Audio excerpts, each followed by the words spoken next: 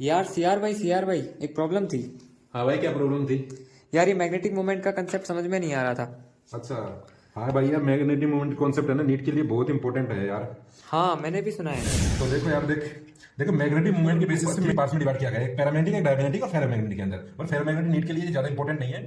दो प्रॉपर्टी है मेटेरियल की, वो इंपॉर्टेंट है। तो पैरामैग्नेटिक मटेरियल उसको बोलते हैं जिसके अंदर अनपेयर इलेक्ट्रॉन होते हैं प्रेजेंट, और डायमैग्नेटिक उसको बोलते हैं जिसमें अनपेयर इलेक्ट्रॉन एब्सेंट होते हैं।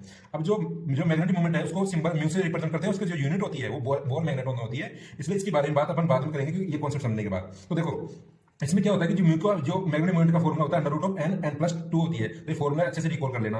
एक तो यहाँ पे जो n की वैल्यू होती है ना, n की वैल्यू वो होती है number of the unpair electron, यानी जितने अनपेयर इलेक्ट्रॉन होंगे उसका बोर मैग्नेट्रॉन उतना ज्यादा होगा। ठीक है। तो अब देखो इसका निकालने का, देखो कैसे होता है सिंपल वे में।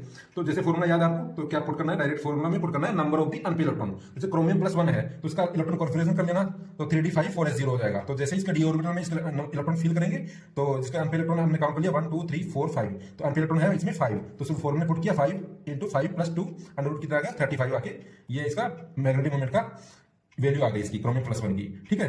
तो इससे देखो, इससे क्या पता लग रहा है हमें कि अगर अनपेयर इलेक्ट्रॉन हो रहे, अगर अनपेयर इलेक्ट्रॉन है तो मैग्नेटिक मोमेंट की कुछ ना कुछ वैल्यू तो आएगी। इसका मतलब इसलिए मैंने इसलिए लिखा कि म्यू डज नॉट जीरो पैरामैग्नेटिकली होता है। क्यों? क्योंकि अगर मान लो अनपेयर इलेक्ट्रॉन अगर जीरो हो गया ना, यहाँ पे अनपेयर इलेक्ट्रॉन ही जीरो है, तो म्यू की वैल्यू जीरो आएगी। इसलिए मैंने लिखा कि म्यू की वैल्यू अगर जीरो रहेगी इसमें डायमैग्नेटिक मोमेंट में, बिकॉज उसमें अनपेयर इलेक्ट्रॉन एब्सेंट है। तो इसलिए डेफिनेशन भी वही दी जाती है कि अनपेयर इलेक्ट्रॉन एब्सेंट, तो मतलब उसका वो क्या होगा, डायमैग्नेटिक होगा, और उसके लिए क्या होगी, म्यू की वैल्यू जीरो।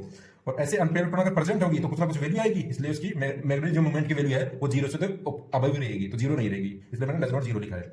अब आप जैसे सेकंड एग्जांपल ले लेते हैं Mn+2 का, तो उसका इलेक्ट्रॉन कॉन्फिगरेशन मैंने कर दिया 3d5 4s2, डी ऑर्बिटल मैंने फिल कर दिया, number of the unpair electron आ गए 5, तो म्यू की वैल्यू हमने पुट कर दी फॉर्मूले में, ये आ गया।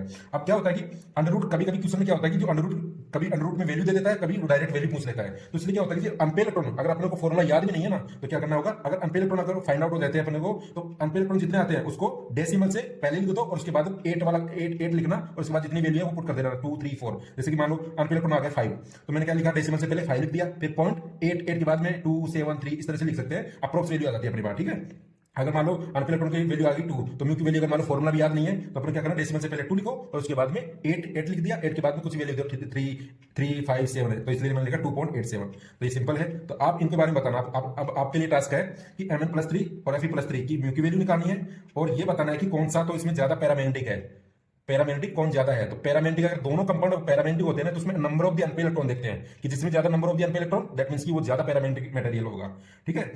अब इसी कॉन्सेप्ट को यूज कर लेता है, तो आपके लिए ये क्वेश्चन है ये। ठीक है। अब ये इसी कॉन्सेप्ट को यूज कर लेता है कि अगर अनपेयर इलेक्ट्रॉन है तो वो कलर कंपाउंड होगा, अगर अनपेयर इलेक्ट्रॉन नहीं है तो वो कलरलेस होगा। तो हाँ सीआर भाई सबको समझ में आ गया। तो आप भी बताना कि ये कॉन्सेप्ट समझ में आया कि नहीं आया। ठीक है।